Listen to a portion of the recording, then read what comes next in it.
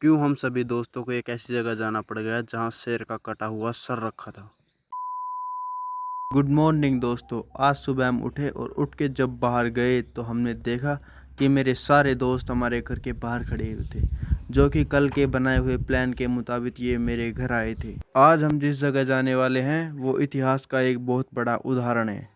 जंगल के रास्ते से 10 से 12 किलोमीटर चलने के बाद ऑलरेडी हम वहाँ पहुँच जाते हैं और ये खूबसूरत नज़ारा देख के हम बहुत खुश हो जाते हैं।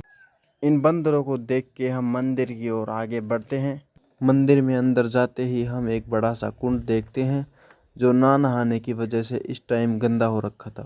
चारों तरफ का वातावरण बहुत ही सुहाना हो रखा था और वातावरण को ध्यान में रखते हुए हम चले गए पक्षियों को दाना डालने और फिर डाला हमने पक्षियों को दाना और दाना डाल के हम चले गए सीधा नहाने के लिए कुंड में। कुंड में गर्म पानी होने के कारण कई लोग पहले से ही यहाँ पे नहा रहे थे। फिर निकाले हमने कपड़े और कपड़े निकाल के हम चले गए नहाने के लिए कुंड के अंदर। नहाने के बाद हम चले गए माता के मंदिर में जहाँ पे शेर का कटा हुआ सर रखा हुआ था। मंदिर के बाहर निकाली चप्पल और चप्पल निकाल के सीधा हम मंदिर के अंदर चले गए। अंदर जाके माता की लगाई धोक, फिर देखा शेर का कटा हुआ सर। ये भारत का इकलौता ऐसा मंदिर है जहाँ पे शेर का कटा हुआ सर रखा है। कमेंट में बताओ कैसा लगा। ये मंदिर देखने के बाद हम चले गए जंगल के और अंदर जहाँ पे हनुमान जी का मंदिर है। मंदिर में जाने से पहले हमने लिए अगरबत्ती और प्रसाद और फिर चले गए हम सारे दोस्त मिलके मंदिर के अंदर। मंदिर के अंदर देखा तो यहाँ पे बहुत ज़्यादा भीड़ लगी हुई थी। पहले अगरबत्तियों को चसा के हमने लगाई बारी बारी सभी जगह पे अगरबत्ती और अगरबत्ती लगा के हम चले गए हनुमान जी के प्रसाद चढ़ाने। तो ये है हनुमान जी का मंदिर। इस पे चढ़ा के प्रसाद प्रसाद चढ़ा के फिर लगाए हमने परिक्रमा। हमने लगाए पूरे 3 परिक्रमा और परिक्रमा लगा के हम चल दिए सीधे घर। रास्ते में आए एक पावर हाउस वालों के लिए 2 शब्द कमेंट में लिख दो अच्छे अच्छे से।